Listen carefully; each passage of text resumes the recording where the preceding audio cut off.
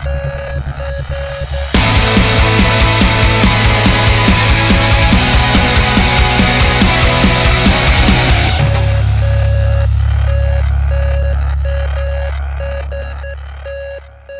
you ever heard the tragedy of Kasteltan the Wise?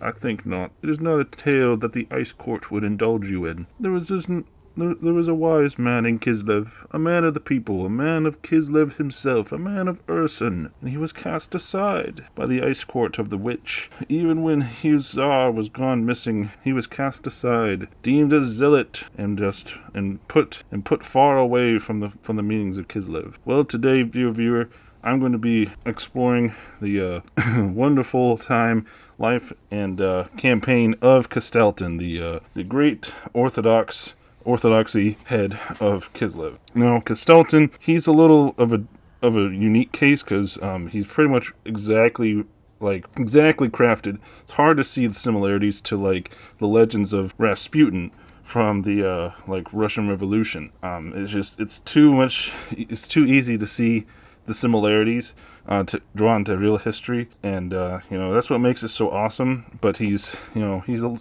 decrepit old man that's blessed in his faith. He does do really well with patriarchs, and we're going to see some of that here. But he doesn't really buff up his troops that much. He buffs up himself, and he buffs up his patriarchs. So I won't be going into each turn, but I will still have armies that he does well with, just in the skirmish battle, because again, he doesn't really buff up his troops that much other than the normal red line, so you'll just see normal buffs, but he does buff up his patriarchs, so he does benefit from having multiple patriarchs in his army, as well as, any Kislev army would benefit from that, but he benefits the most, because he is a patriarch himself. So, without further ado, let's dive into this deep dive into Warhammer 3's Raputin, the Chad Kostaltyn. Worship the truth. Alright, and here he is. Here's the Chad Lord himself, Kostaltyn. Now, he holds Erengrad, which is another one of the biggest Kislevite cities. He does have reduced relations with the Ice Court, because like I said, Kasteltan doesn't like him that much because he's a bit of a zealot, but he does have devotion gained from successful patriarch actions, so he does have a bonus to devotion. He has 20% ward save to embedded patriarchs, which this is what I'm talking about. This is what he buffs up his patriarchs for. And then he does buff his troops up a little bit with this stat bonus, but later on, none of his unique skill line really buffs them up. He does have a few buffs in the top skill line, but not as substantial as other lords. That's why I said he's better, for showing the skirmishes. Even though he does give them frenzy, it's not that good of an ability to have. Even though 10% on weapon damage and base weapon damage is good. It is a decent buff to have, but it's not that substantial that's going to really change the outcome of fights that well, especially because some of these troops, they're just, even with frenzy, they're still going to perform pretty similarly. The 10% just isn't that much of a deal breaker. Anyway, let's get into the campaign for Chad Kostaltyn. Ursun speaks through me. You sure does, Kostaltyn. Anyway, just like Kasteltan, he has very similar mechanics. I don't really think anything really has changed for him, other than the fact that his patriarchs are just more formidable, and I think he has to unlock the Ice Court. Yes, he has to unlock it. He doesn't gain access to it immediately, so he does suffer that, but again, it's not that much of a suffering. So his patriarch right here, he starts with, I usually embed him because, again, he gets 20%. Gets 20% ward save just by being embedded, which gives him a big buff. And then his army starts pretty decently. He has some horse archers, he has some dervishes, some streltsy and Khazars. You notice that these are all ranged units, by the way. So you need to try to build up to get some armored Khazars and all that. But having Castle Alexandrinov is good, but you do have Erengrad here down at the bottom. So again, you do start with a capital city, and usually my first building for Erengrad will either be the garrison building or the resource building. it depends on how it's going here. Like, if, I usually can get away with getting the clay pit first, but if you see Festus come down here and wreck Castle von Rucken, then I'll delete it and put a garrison in there just to, keep him at bay. When you come to the north, you're going to want to take out, these guys here. After you do, these guys here, these Kislevites they don't like you that much, but they're not at war with you. So it's really up to you if you want to declare war on them, because over here is a very angry Slaneshi boy that's going to take the Tower of Crack really soon, and you'll have to deal with him. Now, Kostaltyn, he deals pretty well against Chaos, because he has the magical attacks. So he does a lot of damage to, like, Chaos Demons and all that, as well as his flaming attacks. So he is actually pretty good of a lord by himself, but, like I said, his buffs, like, he gets casualty punishment and leadership, but, he buffs up himself, gives him 20% more hit points, and then, he gives the Blaze of Devotion, which is an imbuement he does for him and his allies. Promote the Pious, which again gives him base devotion and hero recruitment rank for Patriarch. This one, Howling Rage, buffs up his melee attack and damage even more, and then Firebrand, again, just something that he buffs up, and then his Orthodoxy buffs up. He gets an Arcane Vassal, which gives him Fireball, Person's Protection, of course, and then he can, of course, get a Warbear, and then, of course, he's got this, and he's got his access to the special abilities that all the Patriarchs get, because he is a Patriarch. He can get the Burning Brazier, which gives him this Brazier Malice of Urson, which is a really good passive ability that he gets, and it's pretty good. It sucks that he has only one artifact, but it is a decent artifact, and he's able to do pretty good with it. Now, for him, when it comes to this, I again would go for cold storage at first, but Ice Sculpting would be nice if you want some, Frost Maiden heroes, or the Hooked Axe Blades would be nice for some early game melee defense. But you could go Ice Core Discipline for Frost Maidens, Ice Core Indoctrination for Ice Witches, or Convalence again. But I usually go for one of those ones that give you growth, just because Kislev needs that growth. But again, you could get these ones to unlock the the heroes and the lords, but I would not go for any of these ones over here, because that will just buff up Ice Guard, which you won't be able to access for a long time. So again, I'm going to do cold storage first for him. That's usually what I do, and then we wait for the escort's not available yet. We can invoke the Motherland, and the first one I'm going to do is either Urson, Salyak for the growth, if I want to get the growth, Daz, or Tor. Tor is really good when you want to do, like, Wrath of the Bear. It gives you a big damage army ability for all your armies, so it's really good to have, and it's a nice damage buff. But, right now, Kasteltan doesn't have to worry about it, but he's going to have to deal with Azazel up here. So, I usually do either Tor or Salyak. If Azazel doesn't pop out, I'll do Salyak, but if he does, I'll do Tor. So just because I know he usually does, I invoke Tor, and then we have that. So that's pretty much how the start would go. And then, we'll take this first settlement, and that's, pretty much it. We'll take this army out. Pretty simple army to defeat. And then we get some casualty replenishment. Take Zolciak. Easy peasy, lemon squeezy. Then the Ongol Kindred are done, and we've got a second barracks building. Pretty much just waiting to see if Azazel's going to take out the Tower of Crack, and if we're going to have to go after him. And of course, we're going to recruit some Khazars to deal with his bitch ass. The first one we're going to do here is Urson's War, of course. We could do for one of these, but I think they do. I don't know if they lock out for him. I think they do, but I'm not sure. I don't think they do. I think he can get access to all of them, which makes sense because he's the Supreme Patriarch, the Grand Patriarch, and then he can get one of these. So again, Salak's Lullaby is a good heal to get. Tor's Battle Hymn is decent. It gives you a lot of melee attack. And then the Winter Sunlight Vigor Reduction, it increases Vigor. So that's good for like a second wind. But I'll usually do either of these two. So I'm going to do the Battle Hymn for him so that he can do more melee attack. And then for the first Edict in Erengrad, we're going to do the either Awaken the Land, or we could do Purge the Steppes, but I think Awaken the Land's good, because nothing really else helps. There's nothing, you usually look for the growth option, you know, and there's no growth option. So that does it for his campaign stuff. Let's now go wrap this up and go into some army compositions. I'll see you guys on the battlefield. Here we are with a tier 1. So to begin with, we have a whole bunch of Kossars, which are the best unit you can get in the early game for Kislev. They don't look like much, and to be honest, they're really not that much, but because they have 19 missile strength, that really is what makes them viable. The 140 range is also really good. It's really good for a beginner archer unit to have 140 range. That's really good. So that, combined with their by our blood augment, meaning having a lot of them, makes them unbreakable. That makes them really hard for the enemy to deal with.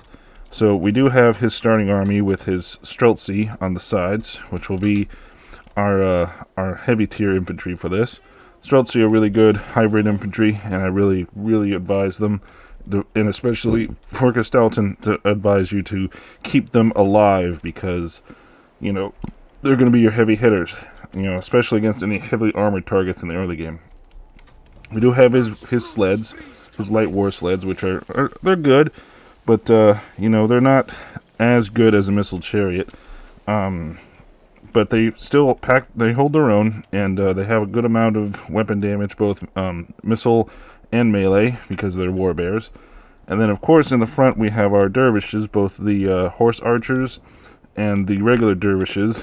Regular, you know, these like Cossack infantry. So, well, Cossack, you know, cavalry. So they will harass the enemy, but they're not going to really do that much damage. Kasteltan and his extra patriarch are going to try to buff up our troops. The patriarch here has the battle hymn, the Tears battle hymn, and then Kasteltan, being the supreme, I know there can be only one supreme patriarch. There's technically two in Warhammer, one for the Empire, one for Kislev now. But anyway, he has 3 uses of Salyak's Lullaby and Urson's Roar. To start with, I usually go those 2. So eventually he'll have as many hymns as he wants, which will be really good to have. Alright, so we're going up against the Skaven with this first one. Should be able to deal with them fairly easily, because our Kossars are just that good of an early tier unit. But we do have to try to keep them at a distance. So let's begin the battle. Let's do some raiding.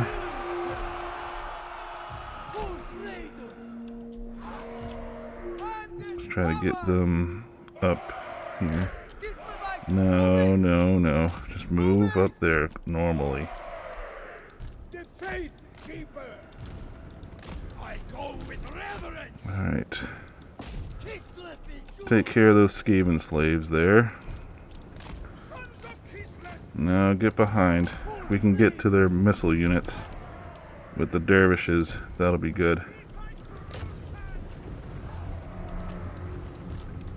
They're chasing after the dervishes. Let's halt. There we go. That's the thing, is Kossars don't do so well in melee combat. For purity. Patriarch. For the Orthodoxy. Okay. Among all Zenites.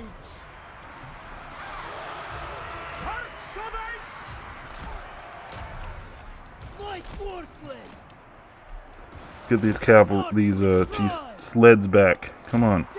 Ugh, stupid. Get these sleds back here.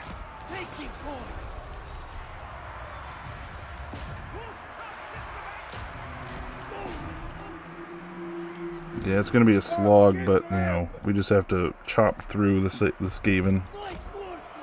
They only have Skaven slaves, so we should be.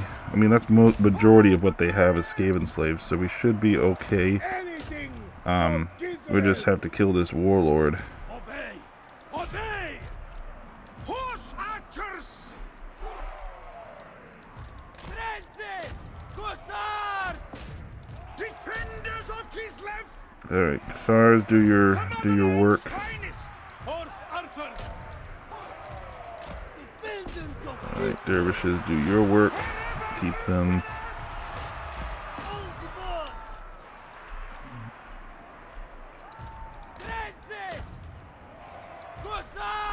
Alright, there we go. Now the Hussars are going to do their work as the enemy retreats. In Kislevs' name! Kislevs' vengeance! Orson commands! Alright, just target them with what missiles you have. And let's go after the heaviest unit. Hussars! Horse archers! Hussars! Hearts of ice! Follow the bear! Sons of Kislev! Yeah, kind of a lot of just sitting around, you know. Not very exciting for the early turn, but, you know, you're going to do a lot of, you know, Hussars just trying to hold. Because they do actually have a decent melee stat, compared at least to Skaven.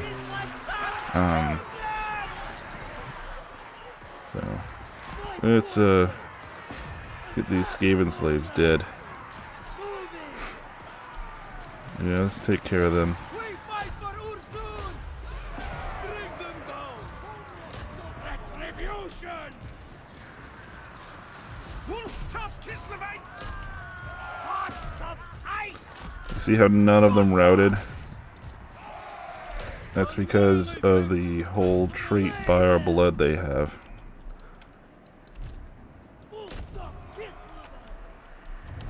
Alright. And we already did really good. So that's the end of these Skaven.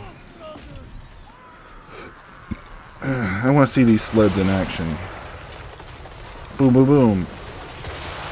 Yeah, they're really cool to look at, but they don't really do so hot in battle because the AI is not as smart as it should be.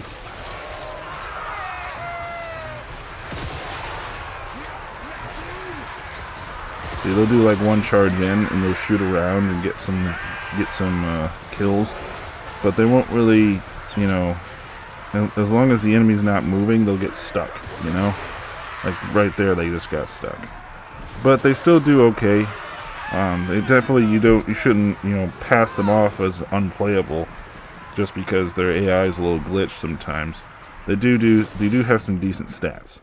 So, that was a tier 1. So now let's wrap this up and I'll see you guys in a tier 2. And here we are with a tier 2. So we've upgraded. And now if you have the DLC, I would use these units, the Shadows of Change DLC, because Akashina Ambushers are probably one of the best units that Kislev has now, because their crossbows have increased range compared to Streltsy, and they do a whole lot more melee missile attack, which is also armor piercing as well. And they still have a decent melee strength that's armor piercing too. So they really are better than Streltsy in all ways, even though they're of the same tier.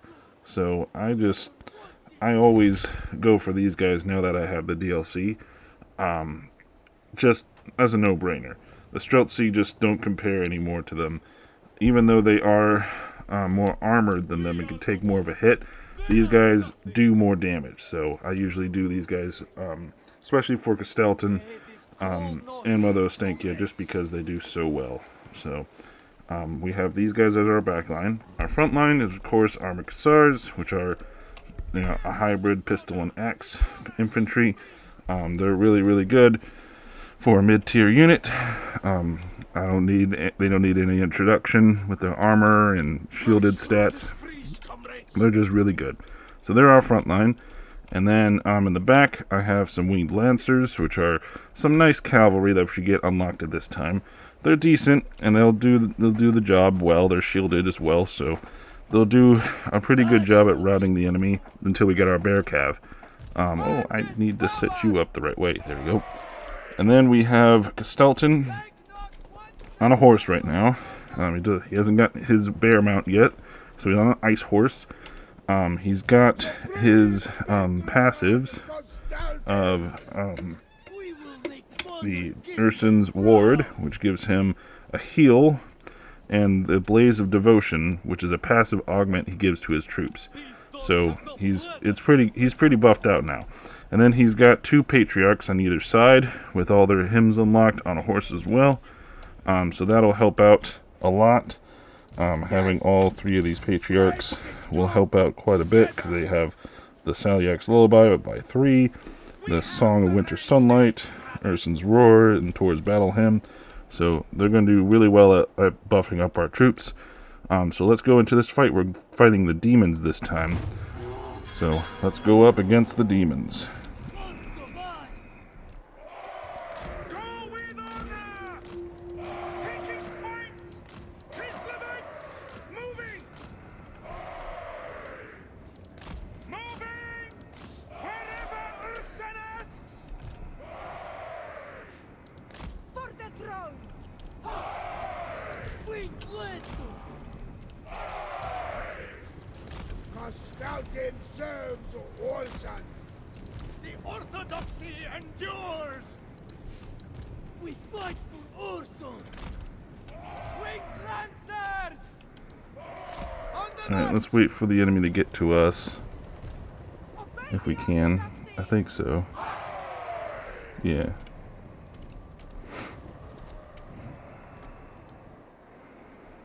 These Furies and these Screamers are going to cause some trouble with our Akshinas. Hearts of ice! I wonder if we could take them out right now. Armored Cossars!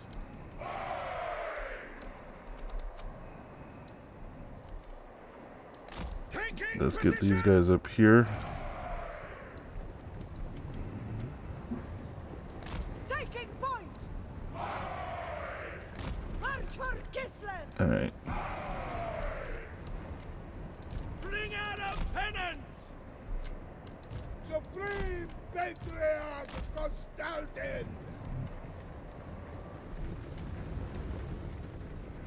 Yeah, they're going to start getting hammered by our Akshinas now.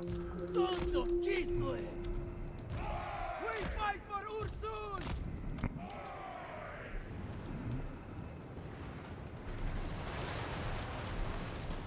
Yeah, here they come. We're sweeping them down. Fight from the air! Yeah, we're sweeping them down. We're going to have to focus on Daniel, though. At least 2 Akshinas. I would say even more. Focus on Daniel. Purity! Might of Ursun!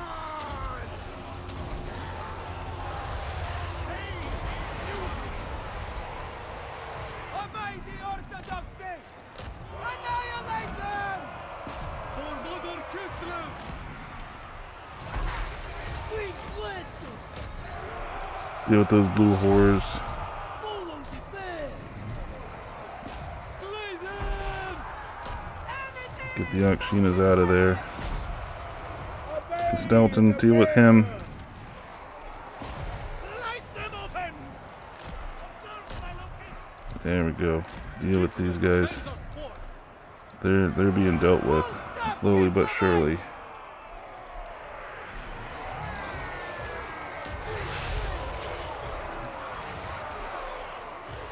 Alright, if we focus on Daniel, we'll do a lot of damage to them and get them out of the fight sooner. Daniel's dead. Like I said, Daniel's easy to kill. There he goes, he's evaporated.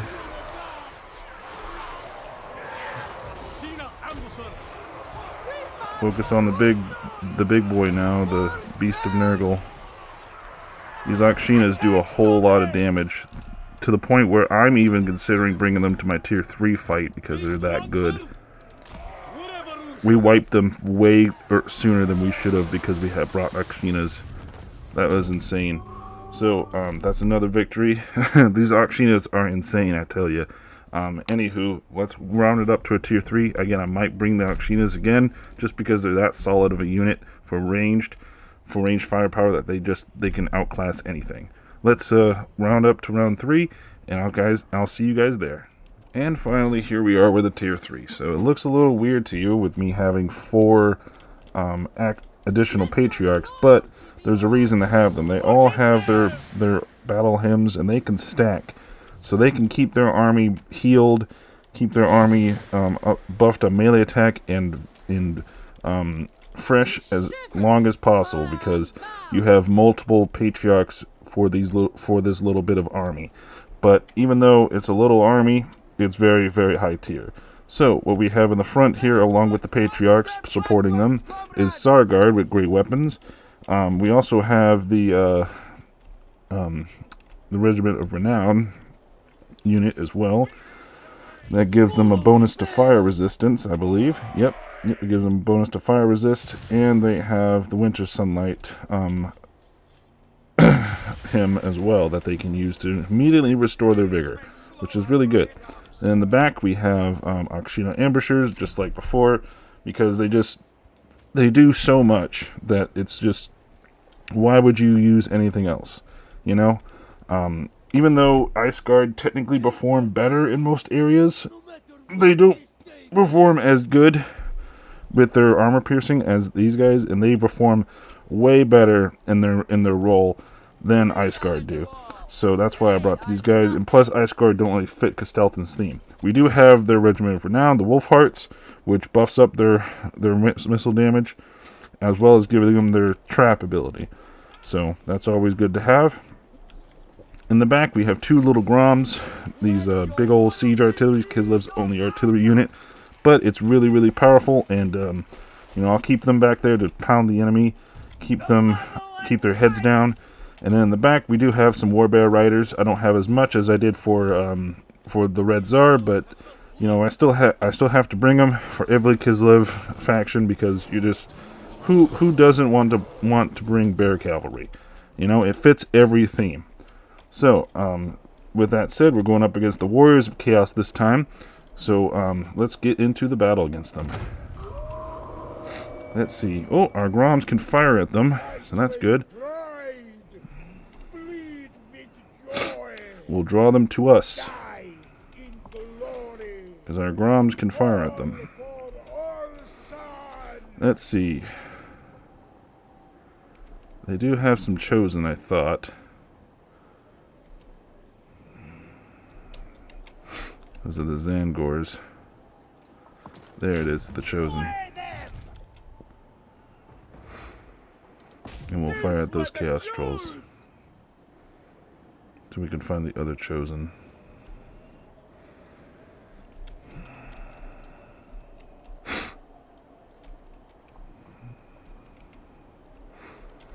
Just going to do some little bit of damage before they get here.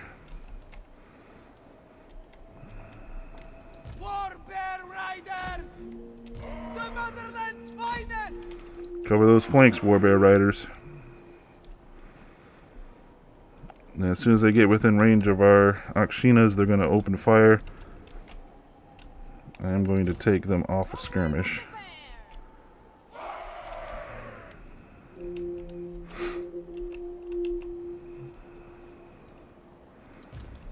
We fight for Ursun!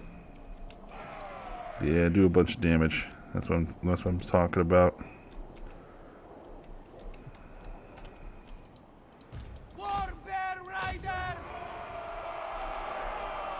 Alright. Obey the Orthodoxy! Purity! Now let's do the Selyak's Lullaby for all of them, as well as the Battle Hymn, and then the Roar. The Bear's blessing! Comrades of the Bear! Taking point! Get them back. Obey the Bear! There we go. We were able to just outclass them because of our battle hymns. We were able to outclass them entirely. First among Ursenites! Wherever Ursun asks! Alright. We fight for Ursun! Let's take care of those Chosen. Orthodoxy! Where's those other set of chosen? I thought we had 2 sets of chosen. Urson command! I thought we did, but I guess we didn't. Let's get these Warbear Riders over here.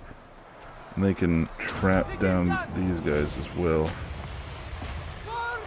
Oh, wait, no, that's a bombardment call of tier. Oh, I didn't know that was that. I could have trapped those guys with that. I didn't even notice that.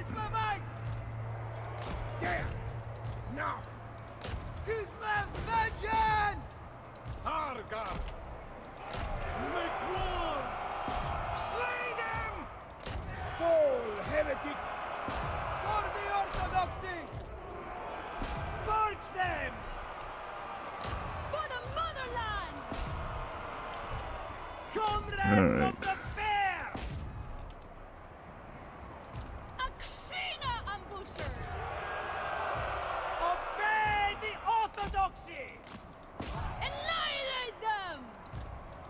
Bring them down! Alright, let's get these guys routed as well. Alright. Supreme Patriarch Kostaltyn! The Orthodoxy! And do some more healing. There we go. Buffs up our hymns again, and we just were able to do our hymns so much that their melee attack goes to almost 100.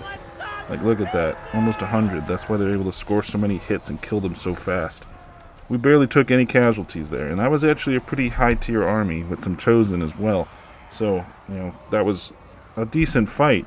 It should have been, but because our battle hymns are just so overpowered, we're able to do, with Salyak's Lullaby combined with the battle hymn of tier, you're able to strike out more and counter heal the enemy's damage. So it's not going to work against every units. Like if you're going up against, say, exalted bloodletters, you might still see some damage, but you'll definitely come out on top, especially if you have a decent unit that can at least match their tier strength, you know. Anyway, that was our tier 3, so I hope you guys enjoyed this one. Let's go wrap this up, and I'll catch you guys back on the campaign screen. Alright, so that was Kasteltan, Warhammer's own Raputin character. He's he doesn't look formidable, and in all earnest in the early game, he's not as formidable, but he gets a lot more powerful with his ward save to his patriarchs. The more patriarchs you get, the more you can buff up your army and just make him to where, as you saw in tier 3, almost nigh indestructible. You know, you're going to take a little bit of casualties, but if you have good units combined with the patriarch abilities and you have enough patriarchs, with him being a patriarch himself, you're going to be able to do so much. And I think he does have skills that increase the uses. You have more uses for the battle hymns, and they cool down, and their cooldown is reduced, so you can use it more often. And, you know, that synergy that they have is just so good that, you know, it's no wonder that he could become a problem for many chaos players who try to storm through Kislev. They usually run into Kostaltyn, and he gives them a run for their money. Once he's on his bear mount, he does pretty well himself as well, so, you know, we want to get him onto that. But anywho, that was Kostaltyn. I hope you guys enjoyed this little guide into him. And remember, if you guys like what you see, to you know, leave a like on the video, comment down below, maybe chuck me your sub, and, you know, I'm always working to, you know, provide you guys the best content. So any suggestions will be taken into consideration, and you know, I listen to everybody, so feel free to reach out to me in the comments. Anywho, I hope you guys enjoyed this one. Remember, as always, Strat fans, to keep it strategic. Colonel out.